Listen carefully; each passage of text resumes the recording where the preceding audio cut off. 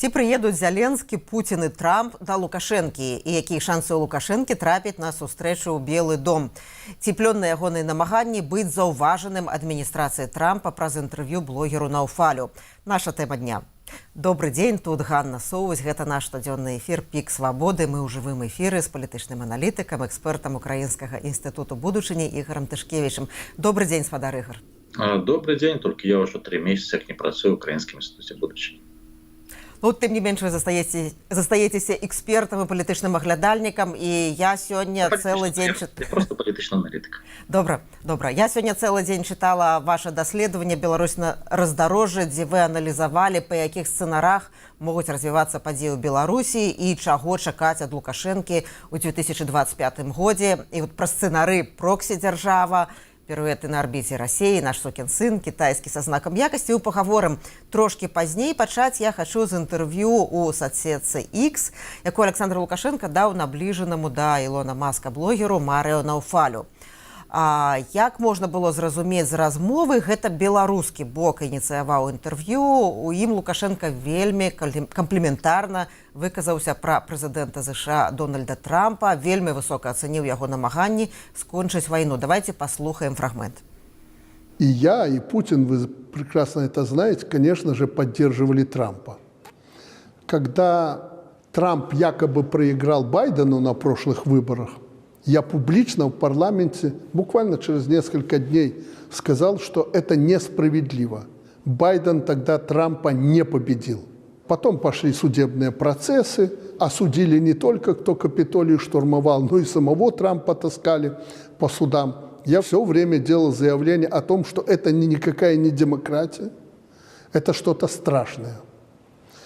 И после всего, что было в США, поддерживая Трампа публично, это можно проверить, я не думал, что он победит. И когда он победил, я прямо сказал, что он как бульдозер прошел по Соединенным Штатам Америки и победил. Невероятное. Это невероятный человек, и случилось невероятное. То, что его еле не застрелили, он прав. Наверное, Господь его спас. Но если это Господь спас его, то он же для чего-то его спас. И не только многие на планете нашей, но и Господь тоже видит то, что вы сейчас делаете в Соединенных Штатах Америки, и оценивает. Спадар Ігор, якія мэты цяпер пераследуе Александр Лукашенко ў спробах наладзіць кантакт, ну, у тым ліку і праз інтэрв'ю з адміністрацыяй Дональда Трампа? Якія ў яго ёсць шансы трапіць у Белы дом на сустрэчу з ім? Ну, Белы дом, я думаю, што невялікія, калі браць бліжэйшую перспектыву. Але з пункту гледжання, вот нават калі прааналізаваць гэты урывак, ну, в прынцыпе, можна сказаць, што на амерыканскім накірунку Лукашенко з'явіўся вельмі добры спічрайтер.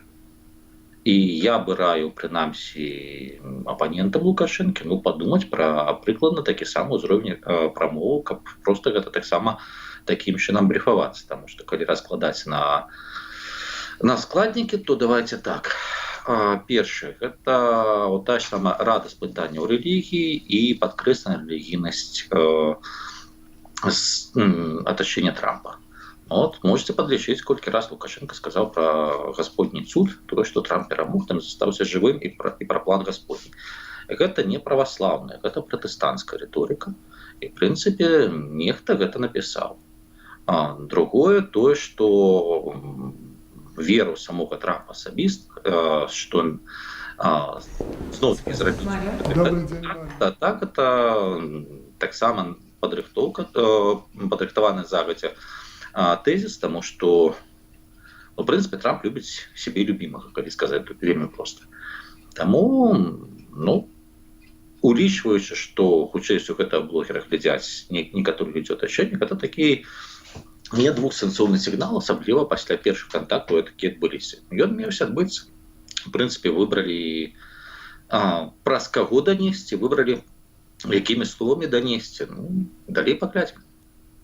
Ну, зразумела, чаму Александру Лукашенку патрэбныя кантакты з адміністрацыяй прэзідэнта США, а тут ёсць пытанне зняцця санкцый, ёсць пытанне баланса геапалітычнага. Но ці патрэбен нейкім чынам Лукашенко Трампу? Ці цікава яму можа быць Беларусь з практычнага пункту гледжання? Як вы мяркуеце? Сама по себе навряд ці. Але Беларусь цікава з пункту гледзячы, скажем так, двух тэзісаў. Першы – гэта рэгіянальная канструкцыя бяспекі эканамічнага супрацоўніцтва. Таму што вот праект Міжмор'я, пра які шмат казалі 10 год таму, гэта ўсё ж такі ідэя з большай рэспубліканцыю. Зараз, я думаю, што напрыканцы гэтага года та ж самая Польша, ключовы прэтэндэнт на лідарства у гэтым палітычным праекце, она пачне актыўна камунікаваць менавіта тэма Міжмор'я.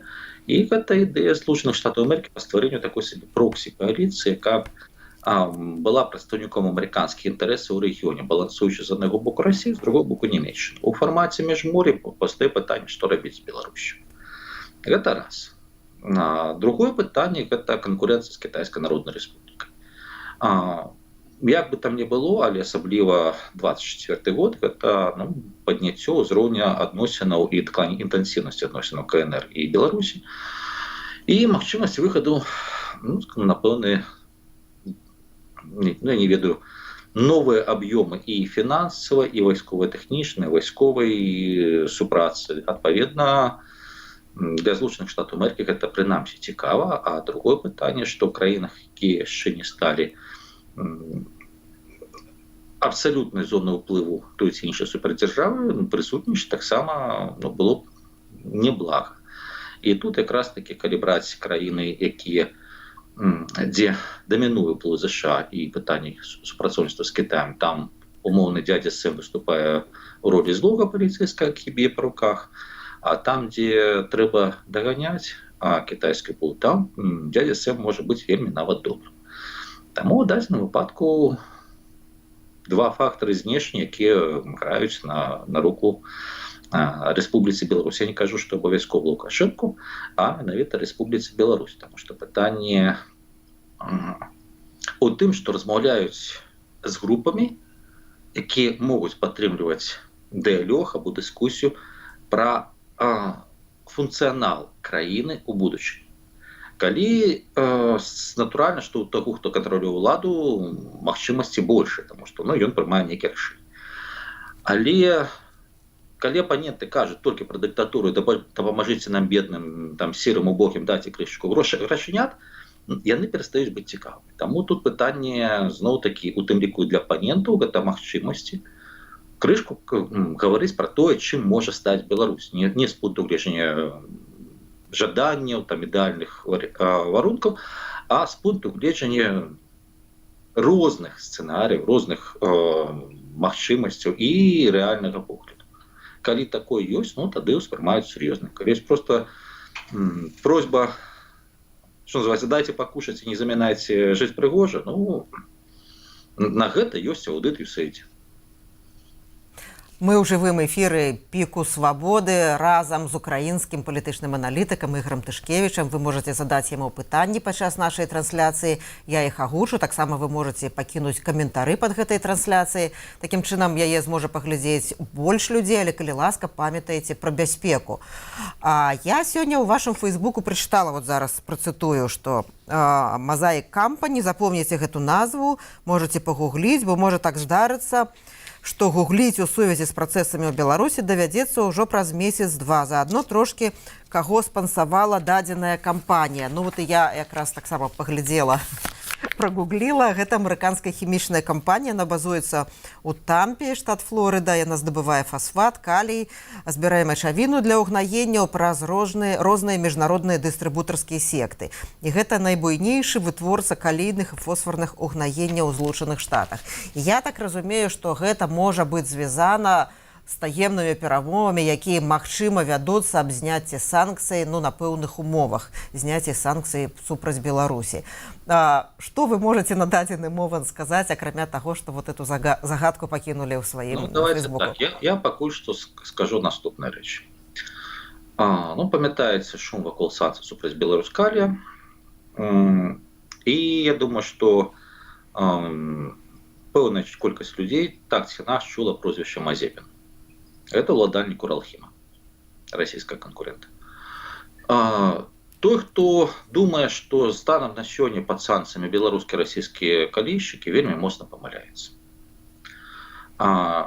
Я параю пайсці на сайт казначейства Злучаных Штатаў Амерыкі, дакладней сайту ФАК, і паглядзець General License номер 6D ўжо. Там ідзе нумар, а літарны код гэта як часта гэты дакумент абнаўляецца. Ось гэта генеральная ліцэнзія, она выводзіць пад дзейнасць амерыканскіх санкцый весь рынок угнаення ў Расійскай Федэрацыі.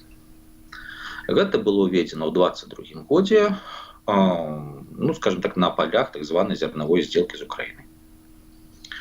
Адпаведна, атрымаецца вельмі цікавая рэч, што у вайне супраць Украіны агрэсар Расія, калійная галіна абмежавана для Беларусі. А пры гэтым рост кошту за кошт гэтых абмежаванняў, яшчэ нават калі былі чуткі, от Ванкуверская биржа, гэта лічыцца эталоннай біржай, є котировки на умовах ФОП, Friend on Board. Это означает в порту, и далее ты не страхуешь ничего. На умовах ФОП 2020-2021 год, 20 был 230, 21 202 доллара. Конец 2021 года с 202, когда пошли шутки, уже почался тиск на будущие санкции обмежевания Беларусь-Калі, выросли до 600. Калі з'явилась навіна про санкції, які будуть вже введені ось-ось у сувязі з війною, виросла до 800. Улетку 1202 за тонну. Еще раз 202, 1202, меньше, чем за год. Відповідно, на преміальних ринках, в першу чергу заходніх, здогадайтесь, хто заробляв гэты гроші.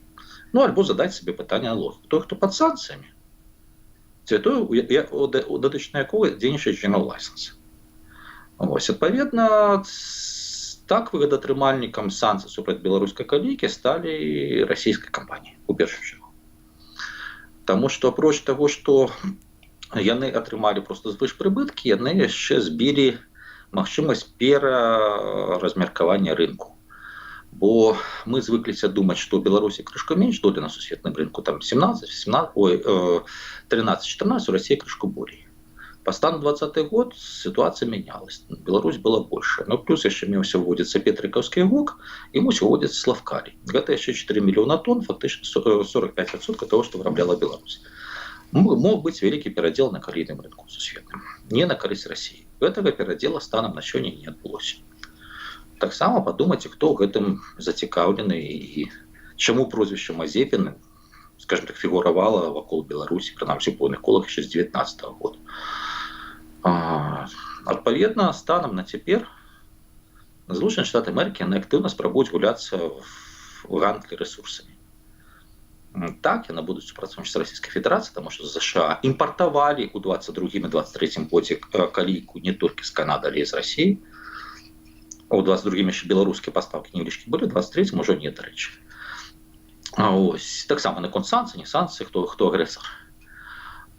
І, адпаведна, станом на цяпер, верагодна за ўсё, США будуць спрабаваць увайсці ў гэты рынок.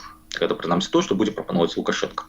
Пытанне, наколькі Лукашенко выставіць сябе, скажем так, жадным да грошай. Потому что, натуральна, што кожная прапанова мае межы сваёй адэкватнасці. Калі не захоча атрымаць все і цяпер, альбо залішне, тады можа атрымацца, не кажу, што там пра продаж і так далей, але пытанне тут не абавязкова Беларусь-Калі, тут пытанне у тым ліку і дадатковых магчымасцей. Гэта все можа быць, і калі глядзець, хто можа быць правадніком такой сделки будучай, або такой кааперацыі, гэта яшчэ раз не абавязкова продаж. Тут альбо фінансавыя колы, які просто надаюць капітал, але фінансісты збольшага былі спонсорамі дэмакратаў, тых, хто гуляліся на знешнім полі.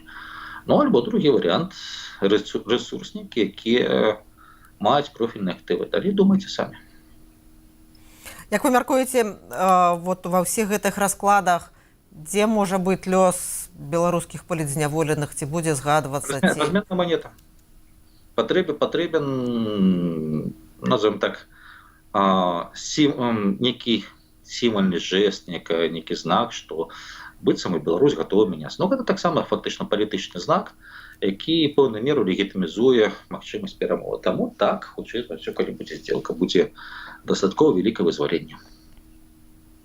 Вы казалі напярэдадні, што малаверагодным лічыце візіт Александра Лукашэнкі ў Белы дом, ну, не да першай асобы, але тым не менш, калі вот гэта все будзе адбывацца, якія шансы на нормалізацыю адносінаў са злучанымі штатамі? Нормалізацыя ў фармаце 2019 года ў бліжэйшай перспектыве, маю на ўвазе 12 месяцаў, немагчыма. Паляпшэнне, так. Ну, зразумеецца, што ёсць пэўны шлейф таксічнасці ў сувязі з 20 і 22 годам. І гэты шлейф таксічнасці так лёгка не перадольваецца. Ну, нават больш лёгкі варыянт, давайте узгадаем сітуацыю з 7-го году, і прычым там былі вельмі добрыя лабісты піарнікі, той же самы лорд Тимоті Белл.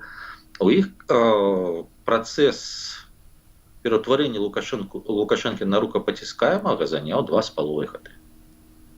Яшчэ раз, гэта ў значна лепшых стартавых умовах. Давайте вернемся яшчэ раз да інтэрв'ю, якое даў Александр Лукашенко. Вот я працытую, што ён казаў пра 200 кіламетраў ад беларускай мяжы да Кіева. Цытата: «Паўгадзіны на самалёце, таму перадайце Трампу, я яго чакаю, тут разам з Пуціным, Зеленскім сядзем, спакойна дамовімся». І следам за гэтым інтэрв'ю сёння з'явілася заява прэсавага сакратара Пуціна Пяскова, што ў Крамлі лічаць Менск найлепшым месцам для перамоваў аб сканчэнні вайны ва ўкраіне. І тут я вот працытую якраз фрагмент з вашага даследавання, адзін са сцэнароў развіцця ў Беларусі ў гэтым годзе, што Беларусь можа быць удзельнікам перамоўнага працэсу адносна канфігурацыі новай сістэмы рэгіянальнай бяспекі, і што беларускія вайскоўцы ў такім выпадку могуць удзельнічаць у магчымай назіральнай місіі ва ўкраіне. Так, для чаго патрэбная палітычная воля як Злучаных Штатаў, так і КНР. Это вы пісалі. Ці рэальныя шансы на пэўны ўдзел улада ў Беларусі ў мірных перамовах? Калі я кажу, што беларускі бок, я кажу беларускі бок. Гэта азначае, што непасрэдна між Расіяй і Украінай верагоднасць гэтага, ну, крайне нізкая. Амаль няма. Але перамоўных трэкаў будзе два. Адзін гэта як, умоўна кажа, спыніць агонь, а другі, як будзе забяспечыць сістэма бяспекі, эканамічнага супрацоўніцтва ў ўсходняй Еўропе, ну, ў прынцыпе, чарнаморскім рэгіёне. Гэта другі трэк, і гэта не абавязкова там адзін раунд перамоваў, гэта можа быць шмат у двухбаковых, трохбаковых сустрэчах. Вось у гэтым другім трэку Беларусь хутчэй за ўсё будзе. Яшчэ раз, гэта пытанне, што Беларусь не Лукашенко, не Ціхановская, Беларусь. Таму што у фармаце, калі будуць дэлегацыі, так будзе, я не выключаю, што частка з нашых суседзяў, і яна будзе настойваць, што калі запрашаюць афіцыйна месца, давайте запросім кагосьці з прадстаўнікоў іншага боку. А далей проста пытанне наступнае: ці будуць здольныя, альбо хто з якіх прадстаўнікоў будзе здольны казаць па сутнасці. Менавіта пытанне, якія абмяркоўваюцца. Таму што яшчэ раз будуць гатовы пачуць у выпадку чаго, калі будуць і той самы дзве дэлегацыі, абодва бакі. Але абодва бакі як канфігуруем сістэму бяспекі. І вось калі абодва бакі хаця б камунікуюць між сабой, дарэчы, дамовіцца пры захаванні палітычнага, скажем так, супрацьстаяння, дамовіцца пра пэўныя кропкі кансэнсусу, гэта будзе моцная пазіцыя. Калі абодва бакі пачнуць адзін аднаго абвінавачваць у цих 8 смяротных грэхах, я маю на ўвазе прадстаўнікоў, а точней Лукашэнкі і апаненту, то ў такім выпадку палітычна, як удзельнікі працэсу, губляюць абодва бакі. Таму што не могуць вырашыць уласныя праблемы і спрабуюць прыцягнуць знешні арбітр. Калі адзін з бакоў пачне, скажем, проста прасіць грошы, рэсурсаў, жалецца на іншых, ну, ён будзе выступаць у якасці клоуна. Вы гаворыце пра розныя трэкі перамоваў, пра розных удзельнікаў. Які гэта ўзровень удзельнікаў? Ці вот тое, што агучвае сваю мэту Александр Лукашенко ў інтэрв'ю, што Зеленскі, Трамп, Путін прыедуць да яго там на мяжу ці куды яшчэ. Ці гэта магчыма, ці гэта проста на іншым узроўні все будзе адбывацца, калі такі трэк пойдзе? Ну, трэк па Украіне, гэта першая асоба. Але чаму Беларусь малаверагодна, тому што ёсць іншыя краіны, які прэтэндуюць на роль пасярэдніка, якія значна больш важны для ўсіх патэнцыйных удзельнікаў. Тому што роль пасярэдніка яна таксама аддаецца на якасці такого сабе палітычнага камплімента. Раз. Таму тут цяжка. Калі казаць пра кансультацыі папярэднія, яны будуць на ўзроўні працоўнай групы звычайнай клеркі. Калі будзе нейкі перамоўны працэс, яшчэ раз, гэта не абавязкова такі вялікі там круглы стол або вялікі саміт, яшчэ раз, гэта можа быць шмат сустрэч на ўзроўні там ад кіраўніка дэпартамента некое міністэрства да міністра. Вяртаючыся да інтэрв'ю Александра Лукашэнкі блогеру Марыо Найфалю, яно запісвалася за дзень да знакамітай спрэчкі ў Белым доме паміж прэзідэнтам Украіны Зеленскім і прэзідэнтам і віцэ-прэзідэнтамі ЗША. Но тым не менш, яшчэ за дзень да гэтага, гаворачы пра палітыку Трампу ў дачыненні да Украіны, Лукашенка казаў, што не трэба Зеленскага цяпер нахіляць, які б ён не быў. Ці патрэбнае Зеленскаму такое заступніцтва Лукашэнкі? Як агулам вы ацэньваеце цяпер месца і пазіцыі Украіны ў намаганнях Трампа скончыць вайну? Ну, Злучаныя Штаты Амерыкі у дадзеным выпадку выкручваюць рукі украінскаму кіраўніцтву, спрабуючы навязаць дамову блізку да дамовы з Бананавай рэспублікай на першым этапе. Ці ўдасца гэта змяніць? Ну, прынамсі, дастаткова вялікія шансы ёсць, таму што так, ёсць такая рэч, як асоба самога Трампа, які вельмі любіць праводзіць жорсткі стыль перамоў. Гэта азначае, што высоўваць завышаныя патрабаванні і максімальна шантажаваць свайго субеседніка, ну, нават больш шантажаваць партнераў, чым ворагаў. У прынцыпе, Трамп гэта праяўляе, ну, калі вы ссылались на мой даклад, калі фактор Трампа якраз і пісаў пра гэта, што хутчэй усё так яно і будзе. Вось таму маем то, што маем, і першыя вот такія завышаныя патрабаванні яны былі. Яшчэ раз, завышаныя патрабаванні гэта фактычна неокаланіялізм, гэта фармат Бананавай рэспублікі. На першае завышанае патрабаванне Украіна не пайшла. Былі другія патрабаванні у тым ліку па той ж самарэсурснай здзелцы. Дамова не была падпісаная, хутчэй за абмеркаванне паралельных пунктаў, у тым ліку там спынення агня і так далей. Выйшаў канфлікт, так, ціск з аднаго боку Злучаных Штатаў Амерыкі, з другого боку палітычная падтрымка на партнераў у Еўрапейскім Саюзе. Будзе трэці раунд. Ці хопіць у Зеленскага сілы супрацьстаяць гэтаму стылю і адстаяць інтарэсы Украіны у гэтых перамовах?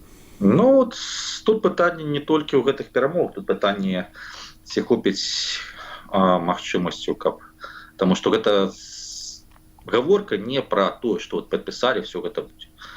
Гаворка пра тое, што будзе з самой Украінай, як яна будзе трансфармавацца.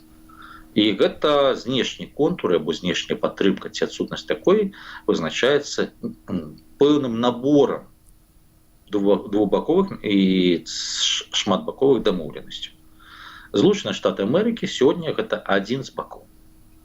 Іншая справа, што Трамп спяшаецца падпісаць хоць якую паперу, паказваючы сваё лідарства, у тым ліку канкурэнцыі з Кітаем, каб выйсці по украінскаму трэку, ну, фактычна у першыя месяцы у якасці міратворца, і ўжо пасля гэтага камунікаваць з Пекінам. Тым болей, што перад гэтым Пекін даў некалькі добрых ляпасаў, ну, такіх палітычных, калі можна так сказаць, Злучаным Штатам Амерыкі, ну, у тым ліку, напрыклад, рэзкае зніжэнне інтэнсіўнасці канфлікта, выхад на замірэнне між тым самым Іранам, Саудаўскай Аравіяй. Палітычны канфлікт, які ішоў больш 15 год. Некалькі ініцыятыў па Афрыцы. Таму зараз Злучаныя Штаты Амерыкі спрабуюць паказаць, што мы можам быць лідарамі, можам працаваць хутка. Зноў-такі паглядзім.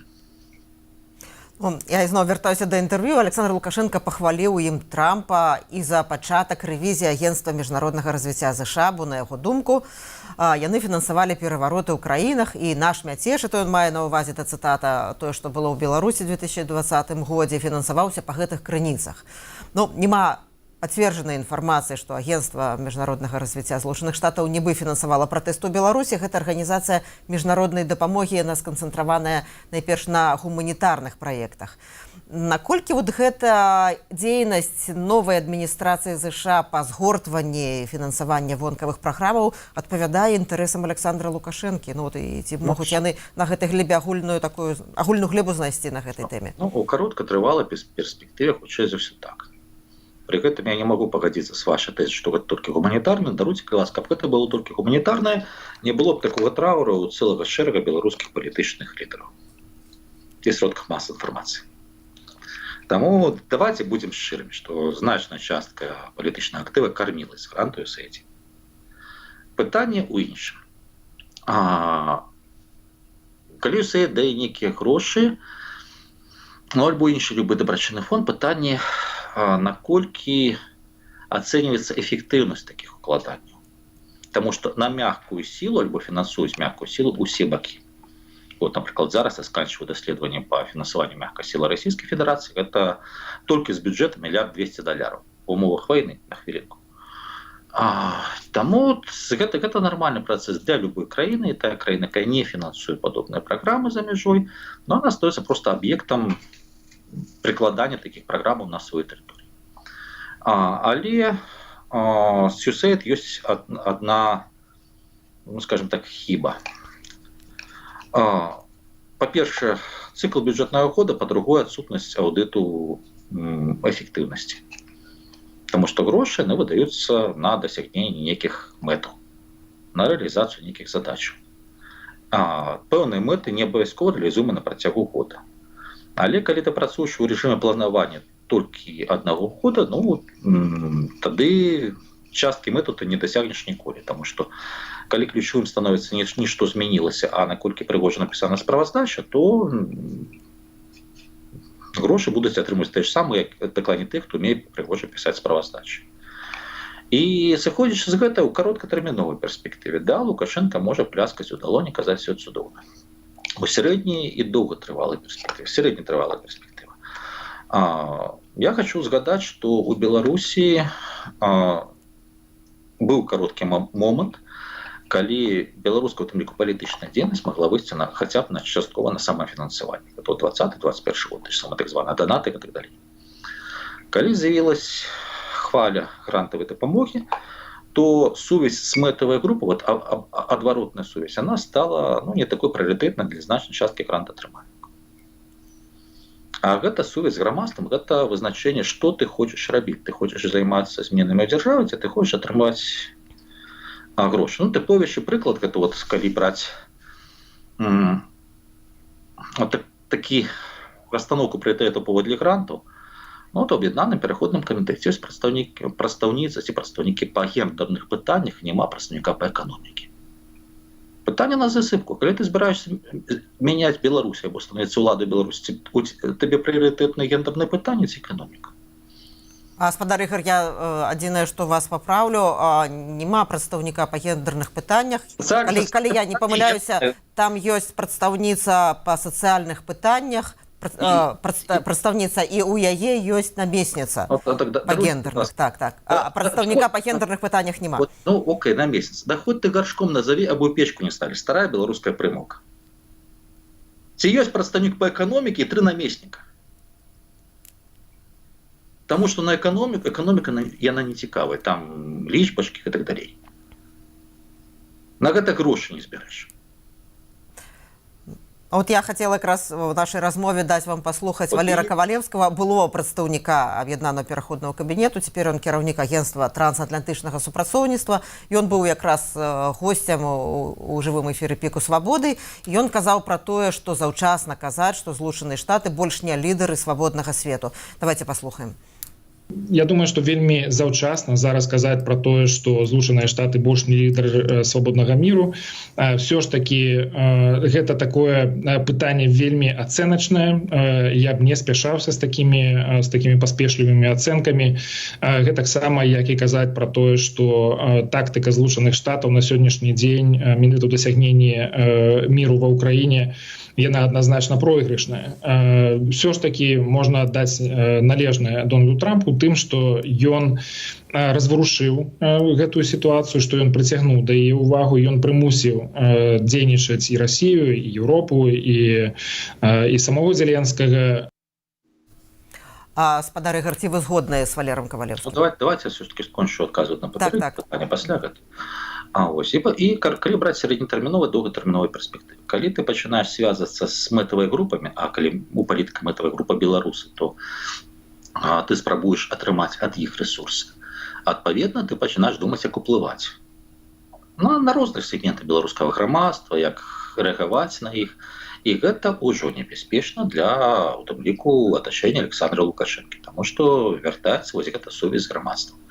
Наступнае, калі ты працуеш і знаходзіш альтэрнатыўныя грантавым сродкі, у цябе ўзнікае пытанне, а што сказаць людзям, як я патраціў вашы грошы. Гэта можа быць і бізнес, і звычайныя людзі, гэта пытанне у тым ліку справаздачнасці, не прыгожай фатаграфіі, справаздачнасці, што ты зрабіў. А гэта ўжо гаворка пра эфектыўнасць. І вот калі апаненты пачынаюць працаваць з пункту гледжання эфектыўнасці, адказнасці і доўгатрывалага планавання, то улічваючы праблемы не з фінансаваннем, а з фармаваннем вертыкалі ўлады Лукашэнка кампетэнтнымі людзьмі, гэта для яго будзе праблема. Таму кароткатэрміновая перспектыва можа пляскаць да логікі. Але калі адбудуцца нармальныя змены, нават з вяртаннем тых самых знешняй падтрымкі, але на новых умовах, і з большай сувязю якраз таки з мэтавымі групамі, тады для яго будзе вельмі непрыемна. Датычна лідарства ці не лідарства Злучаных Штатаў у свабодным міры, па-першае, што такое свабодны мір, цудоўна разумею, што ёсць прыгожыя назвы, прыгожыя, скажем так, дэфініцыі. Вельмі проста пытанне, ЮАР гэта свабодны мір ці не свабодны, Інданезія. Чили свабодны мір ці не свабодны. Просто пытанне на засыпку, што называецца. Таму, калі казаць, што лідарства у звязкі Еўрапейскі Саюз і Злучаныя Штаты Амерыкі, так, Злучаныя Штаты Амерыкі заўсёды дамінавалі. Але зараз хутчэй усё будзе падымацца тэзіс пра аўтанамізацыю еўрапейскай палітыкі. Паглядзім, што будзе. Так, Злучаныя Штаты Амерыкі пакуль што застаюцца дамінантай. Калі казаць пра азійскі рэгіён, я маю на ўвазе Паўднёвую Карэю, Аўстралію, Японію, часткова Інданезію. Там так Злучаныя Штаты Амерыкі спрабуюць граць сваю гульню, але яны ўжо не могуць навязаць парадак дня. Яны могуць граць праз, скажем так, парасольку эканамічных інтарэсаў вайсковай прысутнасці. І як бы там ні было, так ЗША зараз адрозненне палітыкі Трампа ад палітыкі папярэднікаў тое, што ЗША палітычна усвядомілі, пачалі праводзіць палітыку ў рэчышчы багатапалярнага свету. Яны вырашаць, што калі старая сістэма зараз все адно разваліваецца, не трэба спрабаваць ратаваць, давайте даб'ем, але за гэты час самі умацуемся і каб стаць менавіта такім ядром яднання альбо ядром прыцягнення часткі гэтага свету. І так задача Злучаных Штатаў Амерыкі у бліжэйшы час гэта захаваць за сабой месца, надаць нам адной з двух супердзяржаў у свеце. І гэта лагічна, і гэта прэтэнзія на тое, каб быць, калі тую частку свету назваць свабодным светам, то так, гэта прэтэнзія на тое, каб быць ядром свабоднага свету. Крышку на іншых умовах, крышку па-іншаму, але так. Дзякуй вялікі. І давайте цяпер больш дэтальна пяройдзем да вашага прагнозу развіцця падзей у Беларусі ў 2025 годзе і пазней. Паводле вашага аналізу найбольш верагодныя два сцэнары. Это вы адзін назвалі проксі-дзяржава і другі піруэты на арбіце Расійскай Федэрацыі. Першы азначае ліквідацыю любой знешнепалітычнай суб'ектнасці. Гэта стартавая пляцоўка, паводле вас, для будучай ліквідацыі незалежнасці Беларусі. І другі піруэты на арбіце Расіі, умоўнае вяртанне да стану прыкладна 2017 году, калі захоўваецца крытычная залежнасць ад Расіі, але пры гэтым ёсць магчымасці і жаданні партнераў збалансаваць гэты ўплыў. Якія шансы вот паводле вас на першы і на другі гэты сцэнарый? Можа, вы іх больш дэтальна маглі б у нашым эфіры нашай аўдыторыі расказаць? Тут просто пытанне, што ў самім дакладзе ёсць схема, як гэты сцэнарый прыходзіць. Ну, для тых, хто хаця б в школе вывучаў інфарматыку ці праграмаванне, там выкарыстаны інструментарый стандартны блок схемы. Пераходзіш па стрэлачках, выходзіш на нейкі сцэнарый. Таму што кожнае палітычнае рашэнне або кожная палітычная мова, яны ёсць вытворнымі ад папярэдніх рашэнняў, папярэдніх умоў. Ну, адпаведна, гэта ўсё па справу выкласці на паперы.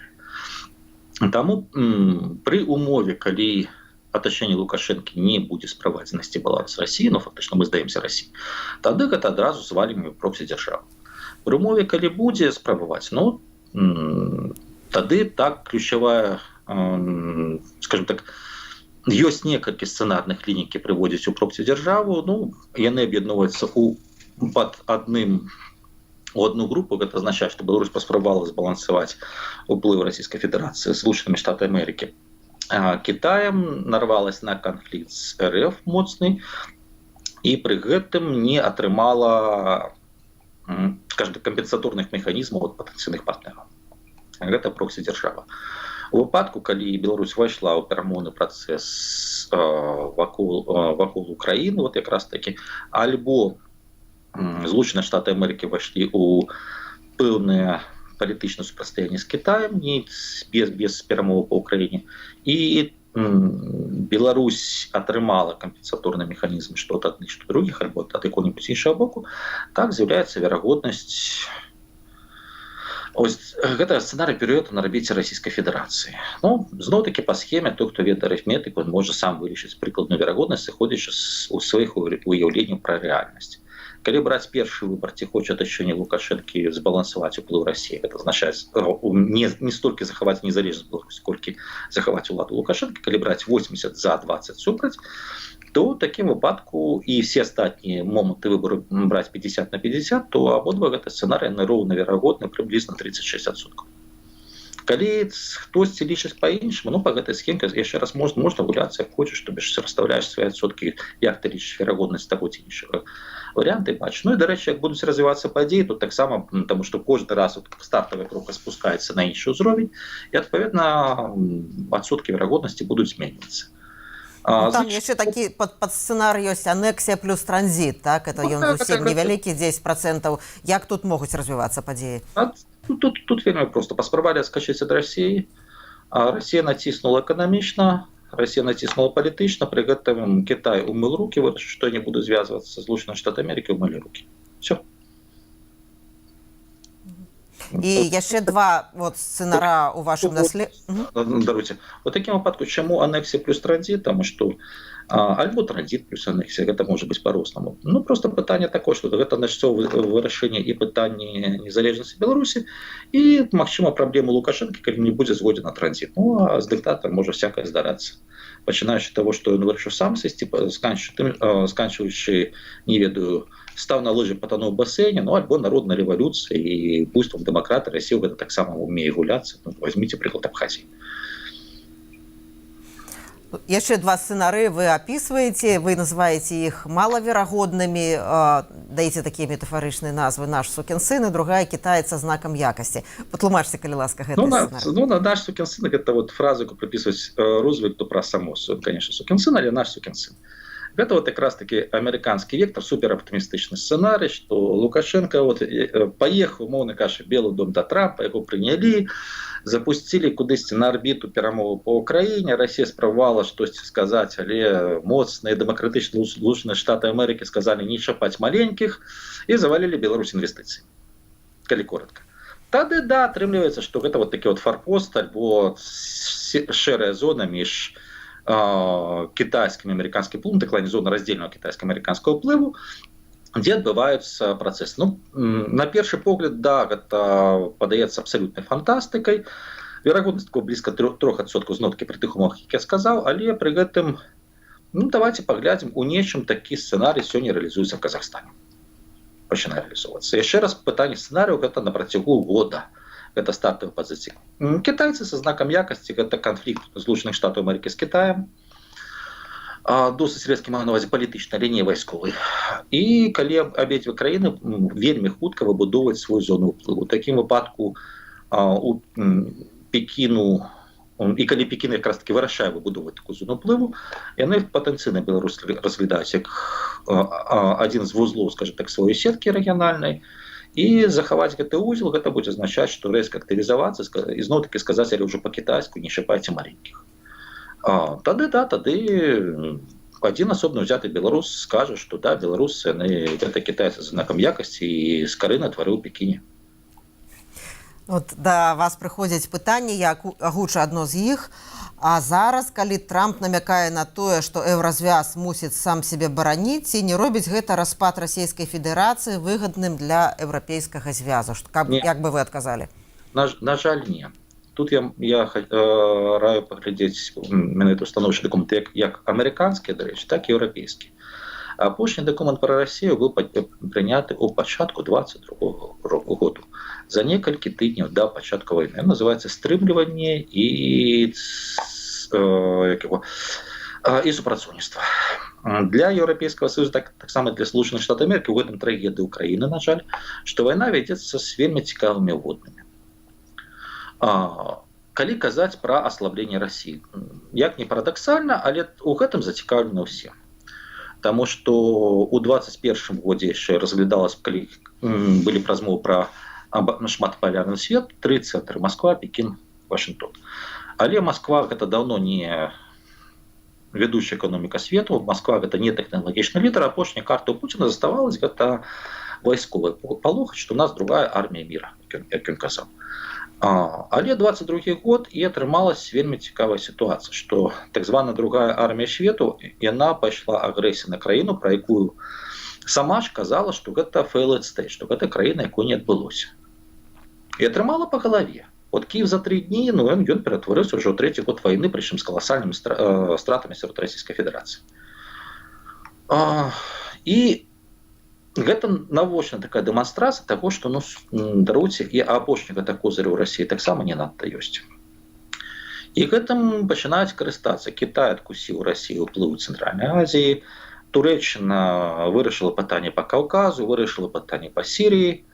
Расія вымушана прасіць Ізраіль заступіцца, быць пасярэднікам, каб новы сірійскі ўрад, хвілінку, гэта тых, хто толькі прыйшлі, захавалі адну з базаў Расійскай Федэрацыі на тэрыторыях краіны.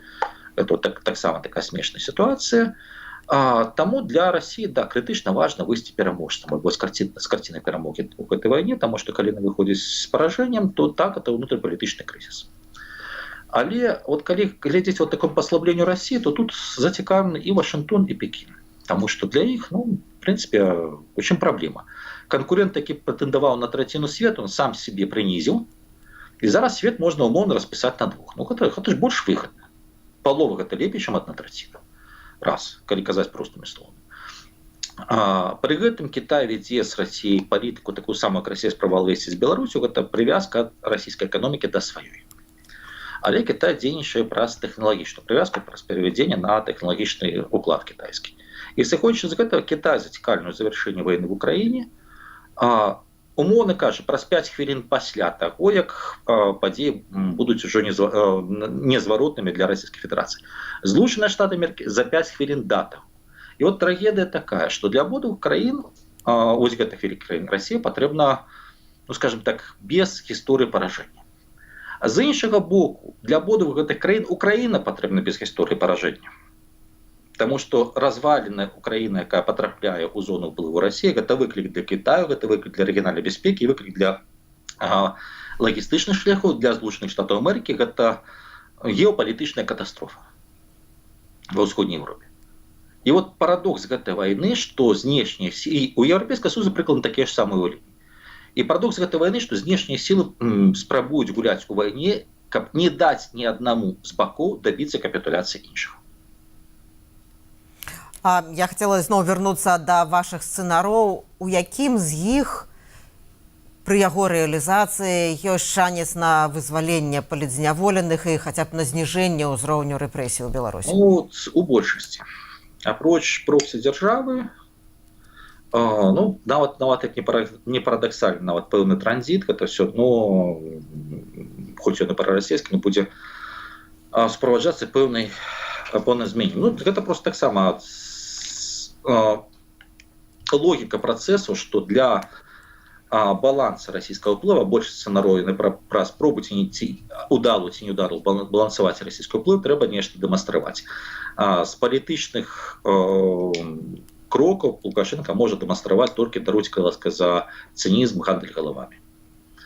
Ён бы пачаў гэта раней, але вот фактычна рэжым вайны в Украіне ён падарыў Лукашенку 2 лішніх годы, калі можа працаваць з рэжыме заціскання гаек. Але у рэжыме заціскання гаек бясконца працаваць немагчыма. Вот, напрыклад, апошнія перастановкі ва ўрадзе, гэта узмацненне людзей, якія маюць меншы сувязі, скажем так, сілавым блокам, таксама пра гэта сведчыць. Але гэты сцэнарый не азначаюць дэмакратызацыі Беларусі таксама, на жаль. Іншае пытанне, што яшчэ год таму больш верагоднымі былі, каб мне запыталі вот, да лета 24 года, да актывізацыі Китая першых зменаў у атачэнні Лукашэнкі, я б сказаў, што большая верагоднасць у проксі дзяржавы альбо наогул, скажем так, шляху Расіі да анексіі Беларусі. Гэта было больш сумарна больш за 50%, усё не меней. Таму што яшчэ раз кожная змена знешніх умоваў яна стварае новае поле верагоднасці. Гэта раз. І другое, калі мы говорим пра прагноз на 25 год, то кожны сцэнарый, калі ён будзе рэалізаваны, або калі шляхам яго рэалізацыі развіваюцца падзеі, гэта стартавая кропка для наступных падзей. Таму што з піруэту на арбіце РФ можна выйсці на сцэнарый зноў-такі альбо у горшым выпадку на правал у проксі дзяржавы, у лепшым выпадку на нармальнае балансаванне. З балансавання можна выйсці на геапалітычны выбар, калі ты хочаш, можна выбіраць між захадам і усходам, альбо устойлівую нейтральнасць, калі ты не хочаш гэтага рабіць, выбіраеш свядома нейтральны статус. Ну, таму што кожная вот такая вот кропка, вот што я хочу сказаць, што кожны працэс ён мае кропкі выхаду ў лепшае і ў горшае. І калі ты аналізуеш працэс, то ж самае, як беларускай палітыцы, то, што адбываецца. Вот, до речі, слухайте, я хотела вас запитатися, ці ёсць месца прадстаўнікам самых розных дэмакратычных сілаў, як гульцам вот у гэтых сцэнарах, як гульцам, якія штосьці вырашаюць? Так, заўважце, што ў значнай ступені я пісаў якраз такі пра Беларусь, а не пра Лукашенко. Толькі там, дзе ідзецца пра ўладу Лукашенко, пісаў менавіта пра Лукашенко. Нават калі ідзем па згаданай ужо схеме. Ты бачыш, табе выгадны сцэнар, пры якім будзе, умоўна кажучы, большая геапалітычная свабода з большым адначасовым ціскам для Лукашенко. Ты бачыш, з кім з партнераў тебе працаваць, або на якія прамежкавыя задачы выходзяць. Окей, працуй. То ж самае па гэтых сцэнарах, ну, калі будуць глядзець там атачэнне Лукашенко, то ж самае. Ім выгадзен пэўны шлях, яны, ну, калі пагодзяцца з выкладзенай логікай, у іх таксама вось карціна, хочаш, гэта значыць, што тебе на кожным этапе ёсць пэўныя прыярытэты. І у Беларусі у большасці зноў-такі сцэнараў будзе пэўная трансфармацыя сістэмы ўлады. Трансфармацыя гэта не азначае абавязкова дэмакратыя, там, ліберальная і так далей. Але трансфармацыя, она пакідае поле, у тым ліку для манёвра, для дыялогу, для ўпляцення ў сістэму ўлады, для аднаўлення працы па падрыхтоўкі кадраў на будучыя працэсы 26-27 года, калі могуць быць больш кардынальныя змены. Урэшце рэшт, я і свой даклад пачынаў, калі не памятаюся, в прадмове пісаў, што я не адмаўляюсь ад слова, які я сказаў 8 жніўня 2020 года. У меня на Ютубе висіць гэта відэо. Калі я сказаў, што гэта ягоны апошні поўны электаральны тэрмін. Гэта азначаецца ад выбараў да выбараў. Ось поўны электаральны тэрмін скончыцца ў 25-м. Зараз пачаўся новы. Дасядзець ему будзе ўкрай цяжка. У нас уже завершаецца эфірны час. Я хотела вам сур'ёзнае пытанне вельмі задаць. Магчыма, яно патрабуе доўгага адказу, але паспрабуйце каротка адказаць. Дзе цяпер вырашаецца лёс Украіны і дзе цяпер вырашаецца лёс Беларусі? Украіна ў першую чаргу на фронце. Беларусі няма адзінай кропкі, таму што з аднаго боку гэта вытворна ад таго, што адбываецца з Украінай, а з другого боку гэта пытанне, гэта вытворна ад пытання, што рабіць з Расіяй. Таму што Беларусь можа стаць як разменнай манетай, проста картай для торга, так і інструментам па, напрыклад, аслабленню Расійскай Федэрацыі. І трэцяе гэта калі браць тыя ж самыя сталіцы, дзе вырашаецца, ну, зараз уже праяўляюцца абсалютна новыя гульцы, якія будуць актыўна. Ну, на беларускім накірунку так это згаданы Кітай, але памяніце маё слова, напрыканцы 25-го года мы будзем шмат чуць пра горад Анкару. Дзякуй вялікі. Я дзякую палітычнаму аналітыку, украінскаму палітычнаму аналітыку Ігару Тышкевічу за тое, што ён прыйшоў на жывы эфір і падзяліўся сваёй экспертызай. У артыкуле на нашым сайце ёсць спасылка на ягонае даследаванне, вы можете яго пачытаць. І я спадзяюся, што яшчэ будзе больш шырокая дыскусія адносна сцэнароў, якія вы прааналізавалі, якія вы спрагназавалі. Дзякуй вам вялікі, спадар Ігар. Дзякуй вам. Я, Ганна Солось, развітваюся з вами. Заставайцеся ў бяспецы і са свабодай.